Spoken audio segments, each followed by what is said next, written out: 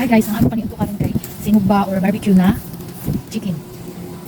So, nag-craving po sinugba ni kayo. Nahito ko kahapon na tanong sa Facebook. Idols, mag-barbecue ka og chicken.